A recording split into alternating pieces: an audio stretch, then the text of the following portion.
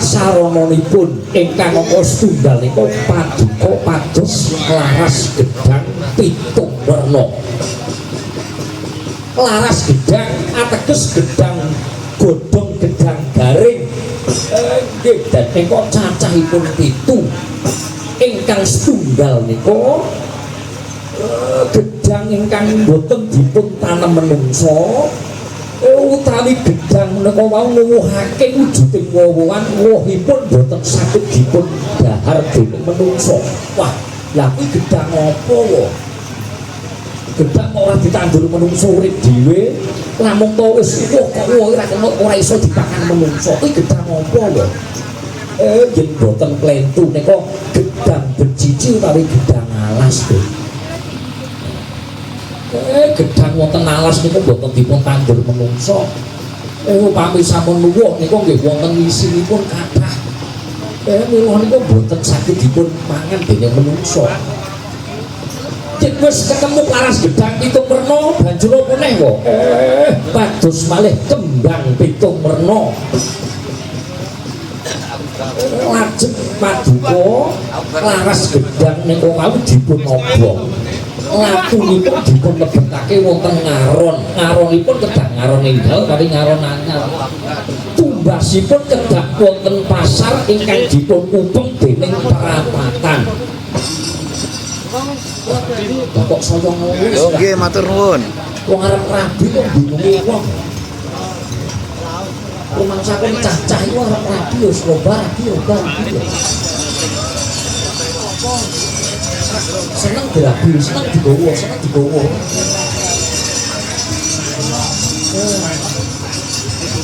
Ora sing guyah, ora sing enak rumangsane problem. Ora yogane, ora simbene nek dalane ora.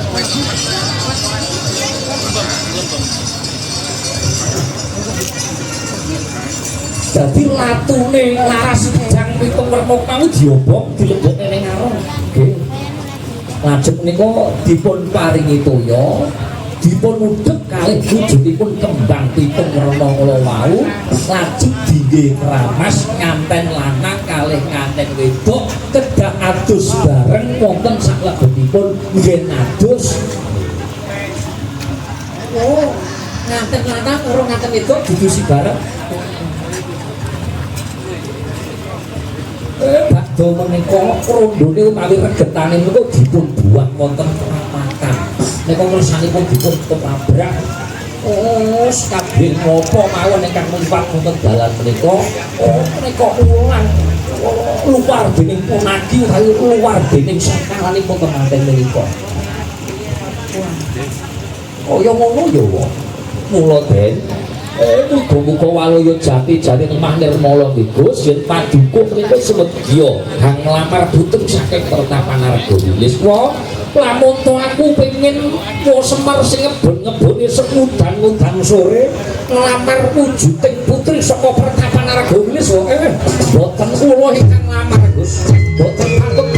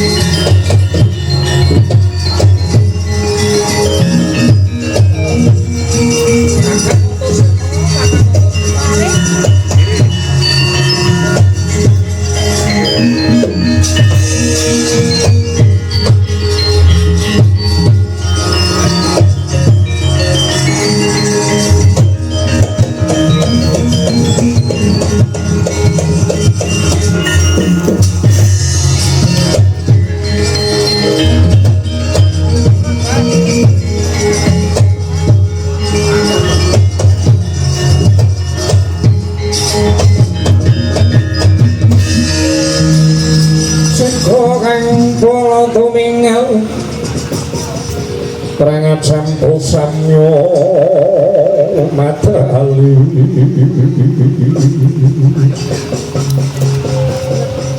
leradat pileting kota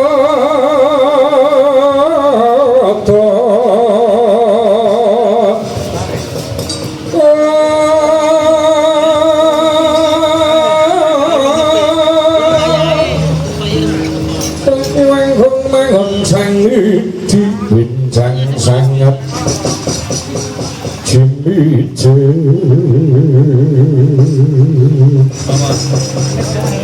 latinya ngetali wus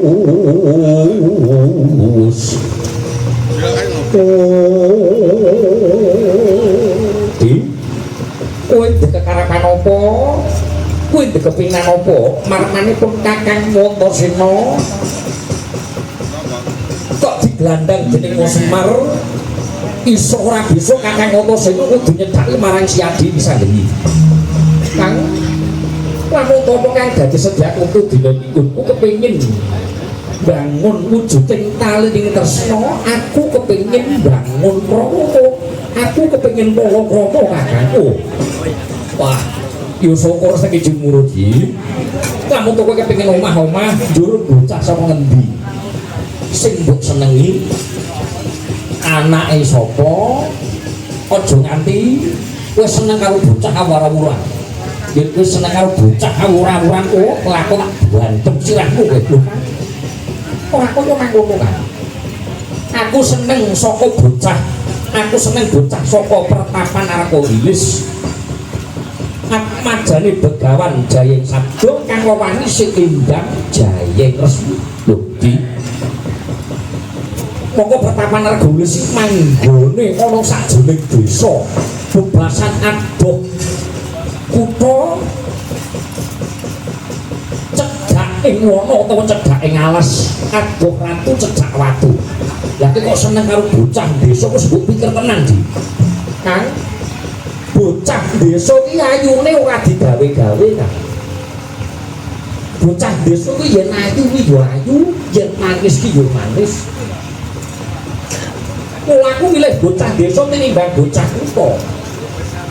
Mula Kang aku delok sabiyantumu, aku bebasan mung repoti awakku pisan iki wae Kakang gelem ngebun-ngebun iso udan-udan sore.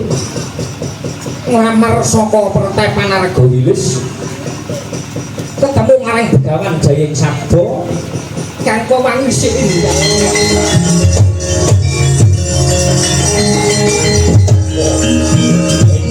Jayeng Resmi wong ayu.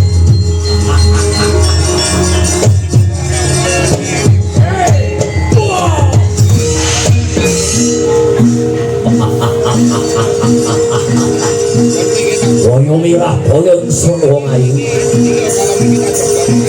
Namun orang bakal cenderung ing ati kok ngapunto kurang tak boyo oning. Endang Jayeng Resmi manut wong aku wong ayu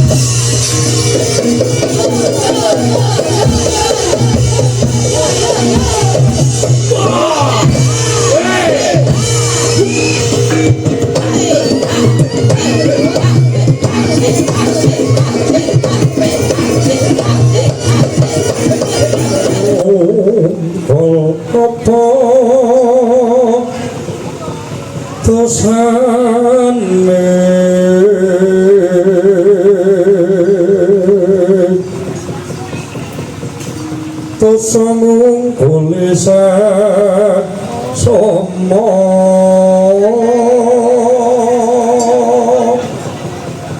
aja ditindak walat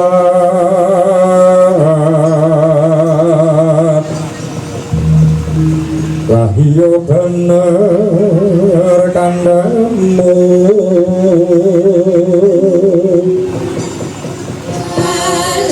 sumber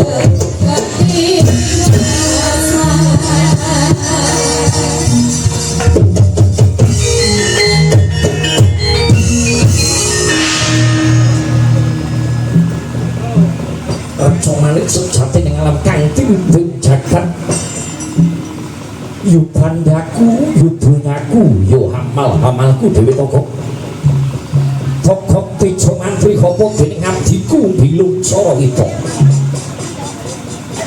Adoh gawe cicak pun ratu Gusti Waning Kraji Kresna iya Raden Boma Naraka Suluh Raden Sudiji Marmane ngopo nggonmu tawe ana ing tengahing wengi kan lurus ora bisa tak andhek kang dadi rasaku ora bisa tak andhek kang dadi rasa panyuwunmu marang cekaping jagat jebul lara larane wong urip lara larane wong lara ora kaya wong kang lagi nandhang tresna toko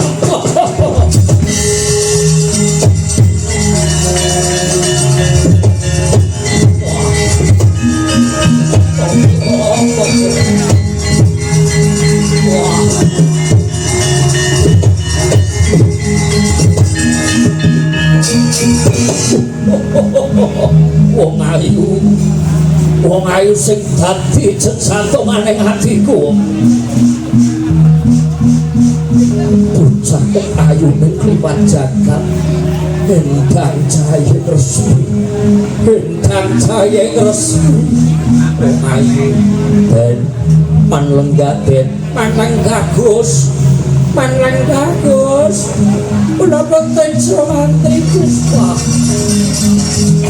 Boyo mirah boyo ingsun lampung toke gelem tak boyo Prabu Tresna dadi bojone Boma Naraka Sura najangmu bojo wayuan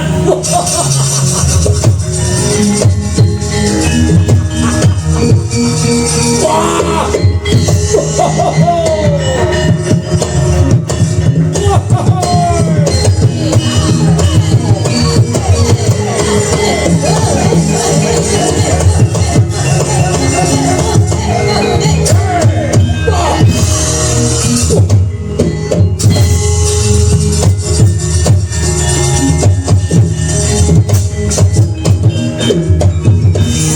Pandhawa tata gati Wisaya Indriyaksa Sara Maruta Pawana Marga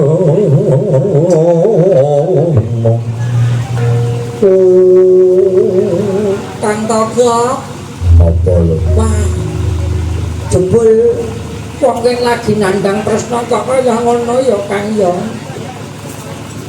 wong ngomong kok ora kena di endeke wong ngomong kok ana titik lan komane aku mancal-mancal nganti nyuwekno kelir bareng rumah saku jan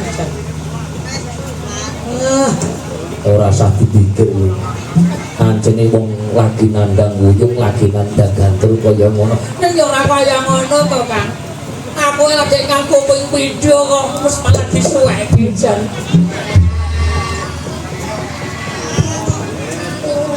wong lek lagi nandhang wuyung lagi nandhang tresna kaya ngono semangat ya semangat ning aja ngrugekno juragane ora apa-apa niki aku ya seneng berarti mayange tenanan ndek awan ora tenanan piye to Kang mangsaku kok ya wong medhun masungan adzan magrib kok kudune ngono ora masalah cuk tumbas meneh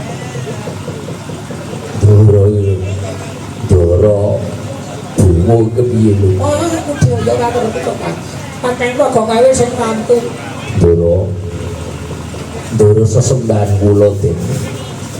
Ndoro jimat pepunden kula paduka menika dos pundi lho. Kok aku pengen takon lawan kowe kok. Upama ratu ki duwe kuwasa. Sapa to sing ora ngerti kondhange Bima karo Asura? Anak Nalindra Durawati Prabu Sibatara Kresna. Ya Sutrija kang dadi ratu ning Prabu Kresna. Negaraku berbondo berbangku, negaraku kang gemah pripawuh jinawi bebasane ora kurang sandang pangan lawan papan para kawuling Prabu Kresna. Mungguing cokok apa dene mungguing bilung yen aku rabi meneh ngono piye kok. Lho ampun lho Den, ampun Gus. Sakna Ndara Putri hat nyono ati. Ndara Putri pun ayu ning ngoten kok. Ndara kok arep payuh meneh iki mek apa to kok. Ki bojone kok siji mah ndeker perkara Den. Bilonge ki bojo siji lah, bingung ke sirah apa meneh kuwi. Terus wargi Bapak Samidi menika ingkang tesih sugeng menika Ibu Sukini, putrinipun putranipun Ibu Sukini. Kang ijo saking Dukuh Suruhan, Tlatah Jikeng, Kecamatan Jikeng, Kabupaten Ndoro. Atur pandonga pamuji kula, muga-muga le omah-omah Mbak Amelia karo Mas Sulistiono ora manggih beda apa-apa, ana ing saben dina mung tansah bagya mulya. Rukune saben dina kaya nganten kawak, nek bungae saben dina kaya nganten anyar. Kok kaya ngono mak? Lho, nek nganten kawak iki rukun kok. Contone aku mau sore buah karo bojoku, najane kok nganten kawak ya rukun kok. Nganten kawak iki rukun. Nganti tuwa mesti jawur berarti rukun kok. Ning seneng kudu kaya nganten anyar. Upama Mbak Amelia karo Mas Sulistiono mangkat buah bareng ngono. Upama Mbak Amelia kaboten Mas Sulistiono ndangake le nulungi. Ayo Dik, tak tulungi iki nggo apa aja nganti kaboten. Upama numpak motor joket terus disapu sapi kok klambine wis Dik, klambine terus ora apa-apa, lamun to bobong ora. Amelia kesandung wak. Lho, dia kaya ngono nduk kok nganten anyar no. Sing lanang gak nulungi, ya Allah Dik Amelia, sing sakit ngapane Dik, sing sakit ngapane. Anu jendiane sakit ya Allah, jendiane ya Allah kene tak mute. Iki nganten anyar no.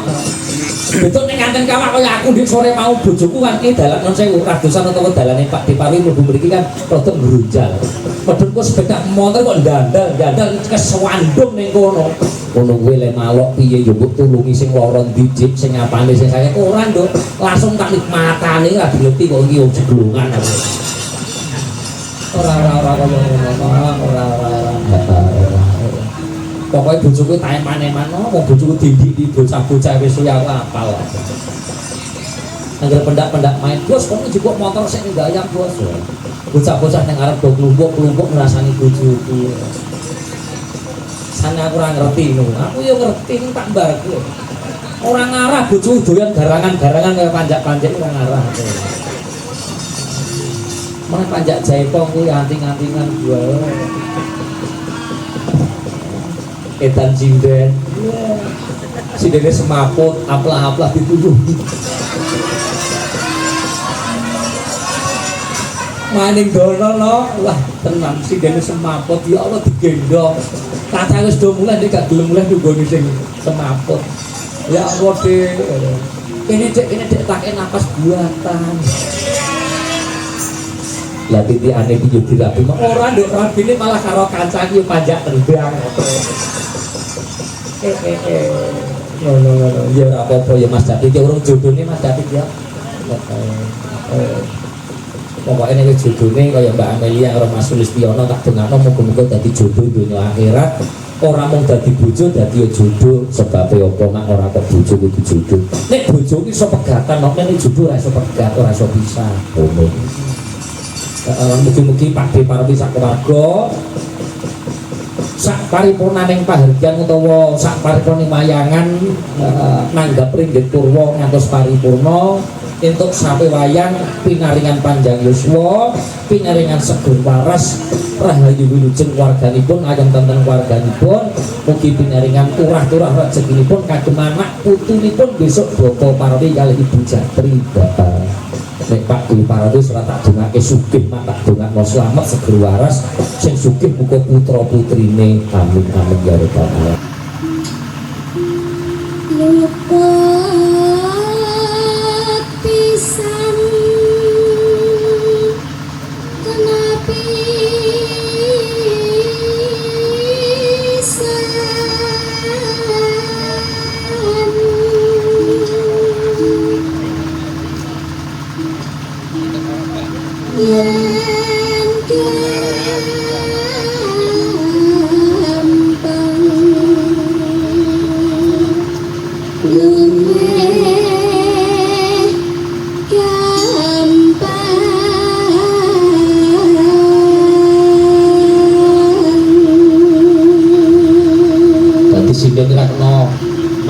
Hati-hati itu ya orang kena mangan barang sing panas-panas gak kena kaya to wowo kenal pot itu gak oleh sing atos-atos ora kena mentik, watu, paku jadi pangan sing apik suarane iya wis nek mas aku batumu mbok cas iki kok obah ae semangat Pak iya semangat ayo yen angel ya yen angel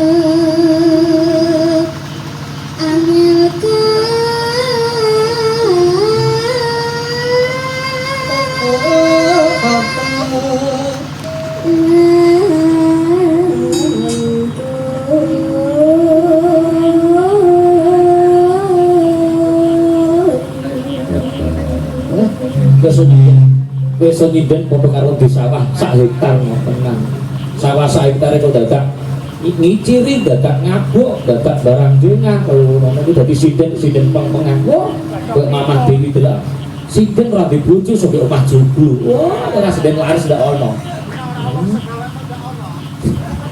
dan kok sampai digawe dhewe mangsa kok untuk omah juga digawe dhewe dipeneki dhewe ya wong sing gawe nang rumah lawo baneng lambene ra. Mosok sing masa gendeng kok apa ora apa ngono. Iya.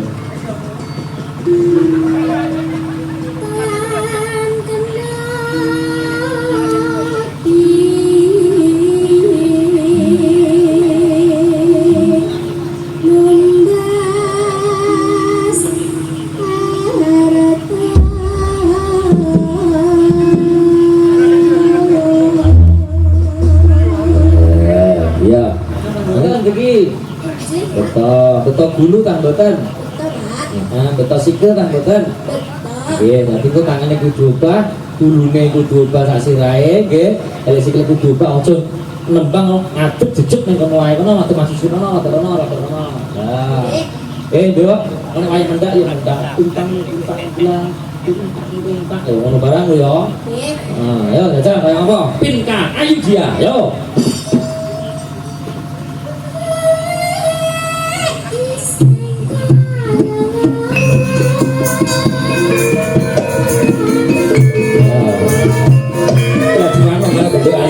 Ayo dia seorang di belakang dia maka ayo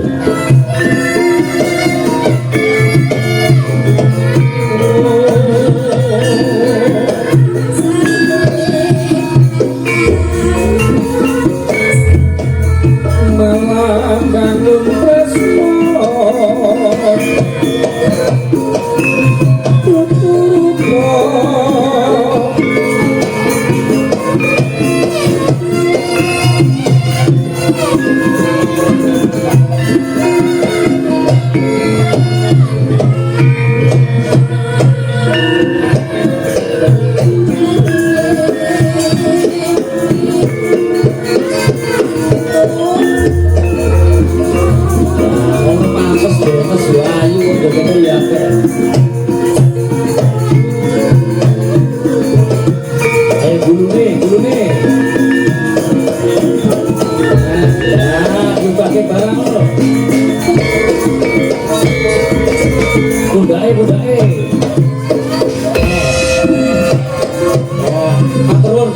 saking sumber bota ya.